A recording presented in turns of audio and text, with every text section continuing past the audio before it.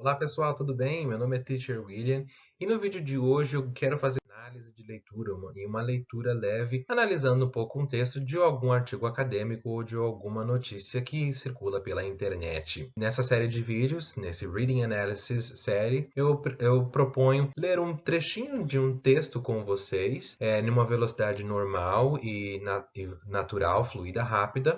O foco é para que vocês tentem simplesmente ouvir e tentar compreender. Em um segundo momento, eu vou traduzindo aos poucos o parágrafo, esse textinho com vocês, para vocês tentarem analisar e a gente vê as palavras que são usadas, as estruturas que são utilizadas. E aí depois, em um último momento, eu volto a ler o texto em uma velocidade devagar, para vocês poderem acompanharem. E em um último momento, eu leio novamente o texto na velocidade normal, natural de fala, e para vocês compararem se o que vocês viram no começo, depois da análise, como é que ficou a compreensão de vocês, tudo bem? A leitura que eu escolhi hoje é de um artigo do The New York Times, que o título é esse: Kenya's Unusual Solution to the School Problem, Cancel the Year and Start Over. Então, nesse texto, nós vamos ver uma solução que foi incomum, que o Quênia tomou em relação ao ano letivo deles de 2020. Vamos ver? Nairobi, Quênia.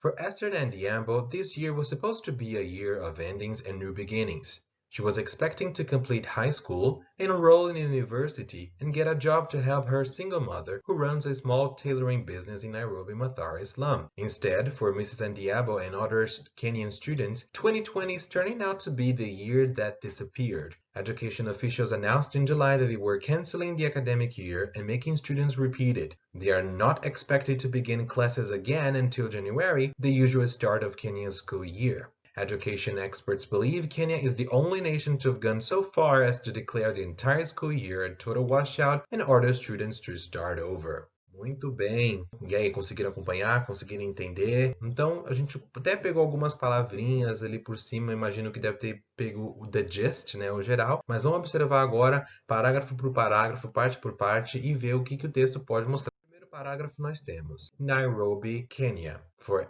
Easter and Diambo, this year was supposed to be a year of endings and new beginnings. She was expecting to complete high school, enroll in an university, and get a job to help her single mother, who runs a small tailoring business in Nairobi's Mathare slum. Então, nós já temos aqui no primeiro parágrafo, nós temos a identificação, Nairobi, Quênia, para Esther Andiambo. Este ano deveria ser um ano de finais e novos começos. Ela estava esperando ou ela esperava completar o ensino médio, se matricular em uma universidade e conseguir um emprego para ajudar sua mãe, que administra ou que opera um pequeno negócio de alfaiataria na favela de Nairobi, em Mathare. Então, nesse primeiro parágrafo, quais são as palavras e expressões que nós podemos observar que são interessantes para nós utilizarmos? Então, o texto ele começa para Esther, ele faz uma inversão. Essa estrutura for Esther and Diabo poderia ficar no final da oração, no final da primeira sentença, mas não, eles colocam no começo para trazer impacto. Então, muitas vezes, no outro vídeo que eu falei para vocês que a ordem principal das frases em inglês é sempre o sujeito, um verbo e um resto, então muitos elementos de uma oração que geralmente ficam no final, que ficam ali no resto, é uma técnica que alguns escritores fazem de trazer eles para o início da frase e separar com uma vírgula, como vocês podem ver ali, para trazer um pouco mais de destaque e tornar um pouco mais dinâmico. Então, isso acontece. Então, se você tem algum elemento na sua oração que você quer trazer para o começo da frase, observe que essa informação é sempre separada por uma vírgula. E até mesmo quando a gente escuta alguém falando, nós vemos até a mudança da entonação. For Esther and Diambo, this year was supposed to be a year of endings and new beginnings. Dá para perceber que tem essa entonação. This year was supposed to be. Supposed to be, deveria ser. Suppose é uma palavra muito legal para a gente utilizar no nosso dia a dia. Ela é muito usada até mesmo para dizer quando nós queremos dar a nossa opinião ou para falar que algo deveria ser. Não deveria do should ou do must de recomendação, mas algo que tinha uma expectativa para acontecer. E observem aqui também que nós temos a estrutura do verbo to be, was, E nós temos o supposed. Isso aqui é uma construção de voz passiva que é muito comum em artigos em discurso jornalístico. É muito comum e é muito normal e frequente utilizar a estrutura da voz passiva. Se vocês quiserem, deixem aqui nos comentários que eu faço um vídeo falando sobre como utilizar a voz passiva e como a gente estrutura e monta ela. Mas quando ela coloca essa estrutura, quem que estipulou que o ano deveria ser isso? Ninguém estipulou. Foi algo que era estipulado, que deveria ser. Ninguém foi lá e colocou. Então a gente não tem essa clareza, não tem essa observação de quem foi que institucionalizou que deveria ser desse jeito. Então coloca nessa estrutura da voz passiva.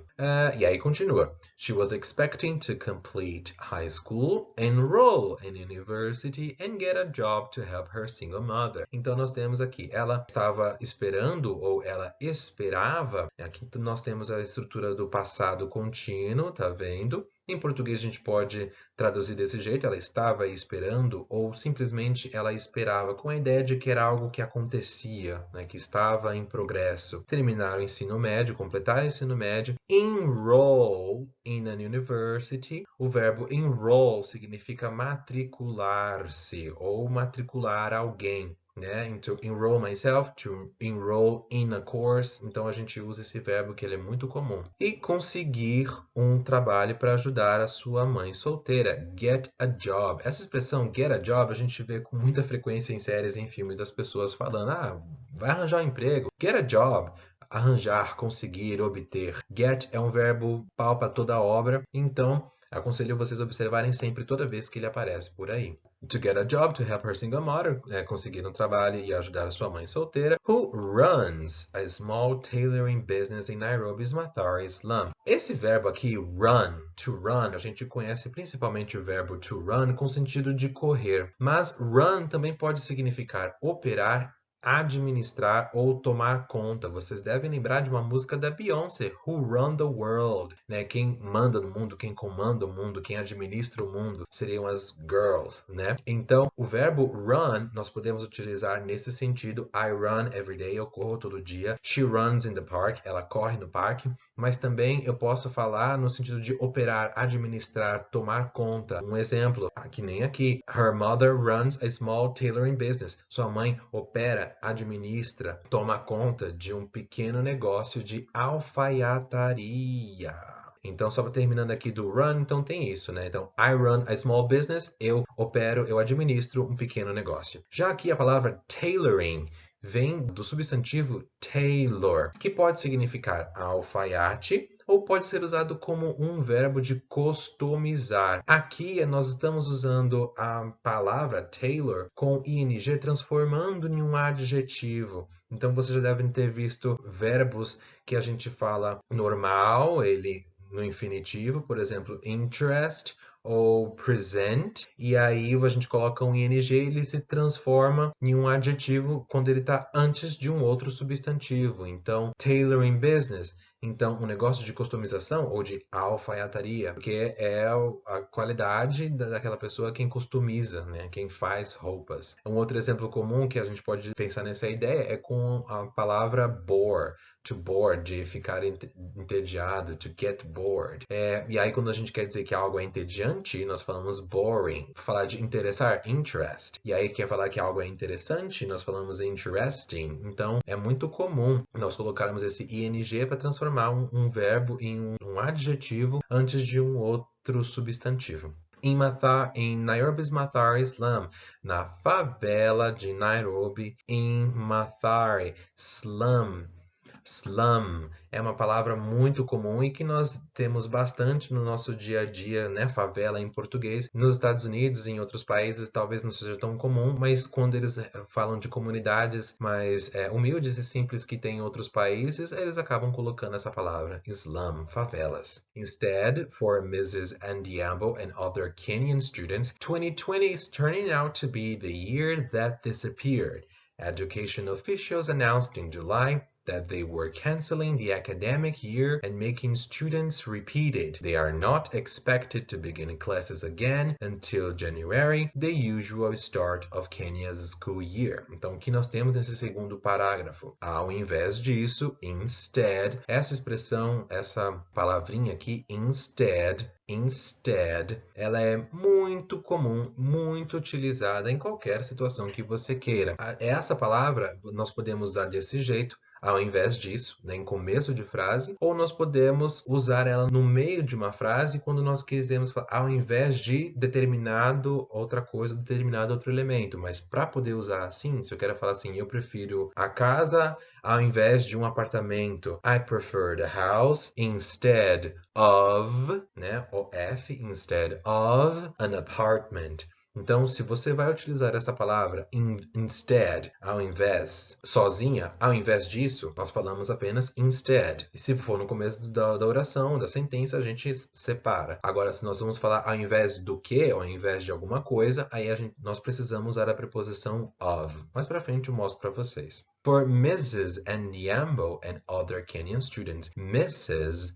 Como nós estamos falando aqui de uma aluna, de uma moça, nós temos essa siglazinha que é a maneira como nós chamamos principalmente mulheres que nós não sabemos se é solteira ou não. Então tem um Mr., tem um Mrs. e tem um Ms. e tem um Miss. Então aqui esse MS refere-se a uma senhora ou senhorita, se refere a uma mulher quando nós não sabemos se a pessoa é casada ou não, nós colocamos esse Szinho aí. 2020 is turning out to be the year that disappeared. Turning out to be. Turn out, esse verbo frasal, turn out. Se for traduzir ao pé da letra fica muito estranho, então nós podemos traduzir como tornou-se ou está se tornando ou está se demonstrando, está se resultando em ser, to be. Esse phrasal verb turn out é muito comum ele ser seguido do to be, turn out to be. Então, quando você quer falar, por exemplo,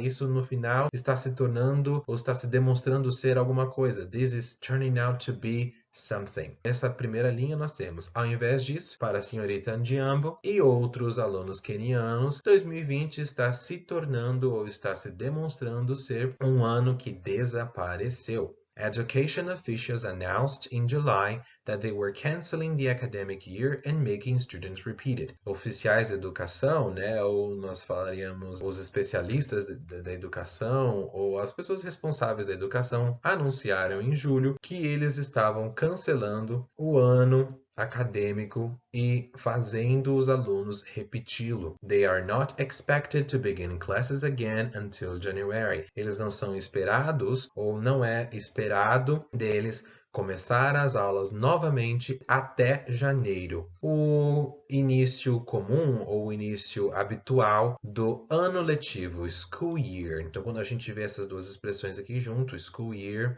geralmente tem a ver com ano letivo. Pode falar ano escolar? Pode. A gente pode entender assim também, não tem problema. Mas para a gente adaptar para português, ano letivo tá super tranquilo.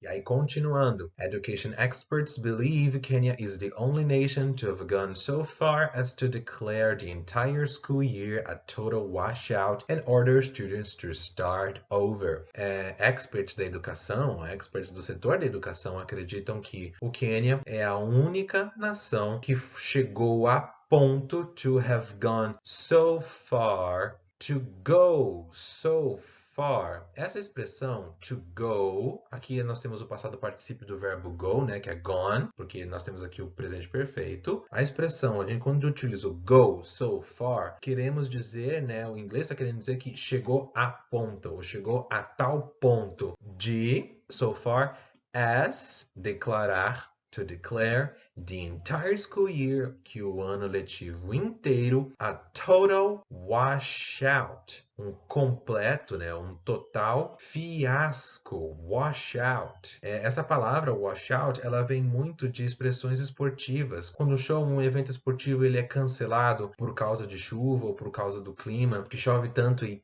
acaba sendo cancelado, tem essa ideia de lavar, de interromper, de cancelar. Então, a palavra washout composta dessas duas palavras, de limpar para fora. Limpar para fora não faz sentido, mas o sentido dela é cancelar um evento ou situação que estava anteriormente programada devido a alguma condição externa. Nesse caso, é a pandemia. Como está falando de uma falha, de algo que foi cancelado, então o mais próximo que nós podemos falar em português seria fiasco. And order students to start over. E ordenar os alunos e mandar os alunos recomeçar ou fazer novamente. To start over. É outro phrasal verb muito utilizado. Nós temos o verbo start, que significa começar. Over.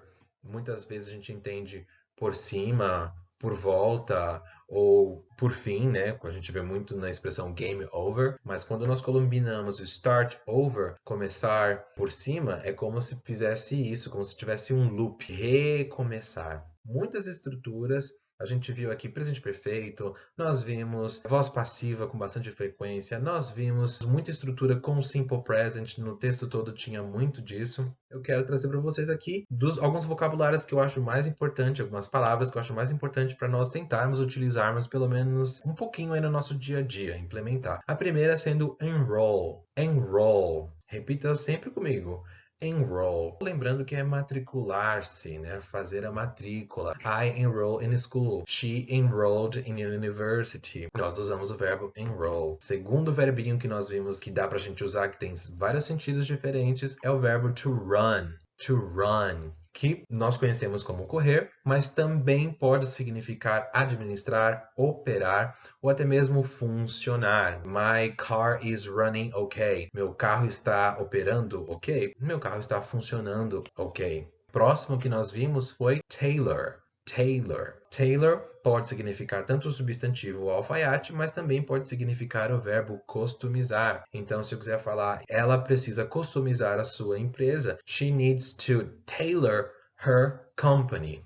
Também pode ser utilizado desse jeito. Em seguida, nós vimos essa palavrinha que significa ao invés. Instead. Instead. E aí, ela sozinha significa ao invés ou ao invés disso. E se nós formos falar do que, né, ao invés do que, nós vamos colocar a preposição of, que eu coloquei ali entre parênteses. Ao invés de você, instead of you. Ao invés daquilo, instead of that. Se você vai falar do que é esse ao invés, nós colocamos o of. Se você não só vai falar assim, ao invés disso, instead.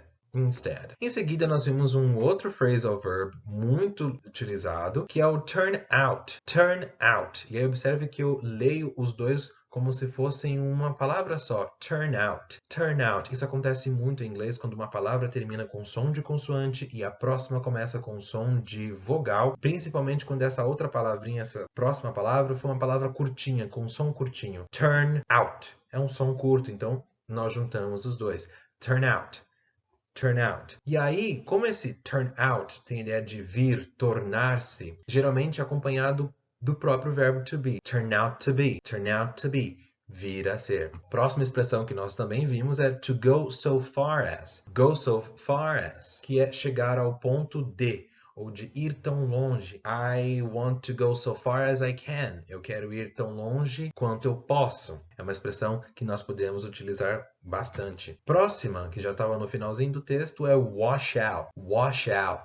Então, observem que nem o T no final eu pronuncio direito, porque T's finais, consoantes finais sozinhos, assim como o T e D, nós não geralmente pronunciamos. Então, ali nós vamos ler simplesmente wash out. Wash out. Cortando o T. Fiasco, algo que não deu certo, algo que foi cancelado por motivos externos. Por fim, aqui nós temos um outro phrasal verb, start over. Nós lemos start over, que significa recomeçar. Assim como eu falei de turn out, que tem essa leitura, né, que a gente lê juntinho. Start over. Start over, eu junto o som do start com o over. Termina com som de consoante, a próxima com som de vogal. Eu junto o som dos dois. Esse T, ele fica meio flapeado, ele parece um D, um Rzinho, então eu não falo start over. Só se for um sotaque britânico, talvez, mas nós, geralmente, no American accent, que é o sotaque americano, que é o que eu mais utilizo e que eu mais me sinto à vontade, que tem mais facilidade é start over.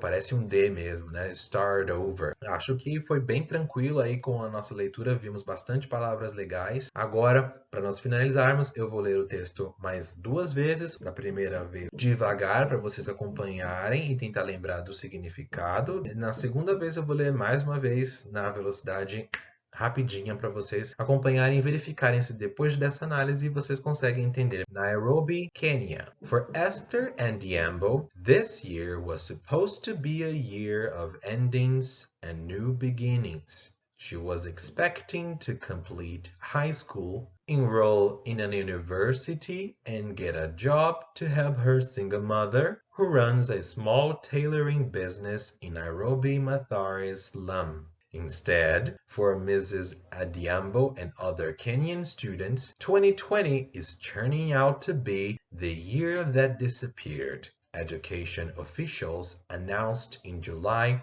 that they were canceling the academic year and making students repeat it. They are not expected to begin classes again until January, the usual start of Kenya's school year. Education experts believe Kenya is the only nation to have gone so far as to declare the entire school year a total washout and order students to start over. Now, numa velocidade normal. Nairobi, Kenya. For Esther and Diambo, this year was supposed to be a year of endings and new beginnings. She was expecting to complete high school, enroll in university, and get a job to help her single mother, who runs a small tailoring business in Nairobi's Mathare slum. Instead, for Mrs. Ndiambo and other Kenyan students, 2020 is turning out to be the year that disappeared. Education officials announced in July that they were canceling the academic year and making students repeat it. They are not expected to begin classes again until January, the usual start of Kenya's school year. Education experts believe Kenya is the only nation to have gone so far as to declare the entire school year a total washout and order students to start over. Espero que vocês tenham gostado do vídeo. Deem um curtir, deixem nos comentários aí o que vocês acharam. Se teve alguma expressão ou alguma dúvida que vocês ficaram, também podem deixar aí nos comentários que eu vou ficar muito feliz em responder. Também deixem nos comentários a opinião de vocês a respeito desse texto, né? A respeito dessa história. O que vocês acham? Vocês acham que o Kenya fez certo, que nós deveríamos fazer o mesmo aqui, de simplesmente cancelar o ano letivo completo e começar de novo no ano que vem? Deixe nos comentários, eu vou ficar muito feliz em saber. Lembrem-se de utilizar as palavras que nós vimos aqui de alguma maneira que vocês possam colocar em uso. Deixem exemplos também aí no final que eu vou ficar muito feliz. Vou deixar também na descrição do vídeo o link para a matéria completa no site do The New York Times para quem quiser ler a matéria na íntegra com mais detalhes e também fazer a sua própria análise. Thanks for watching. Muito obrigado por assistir. Kisses. Bye.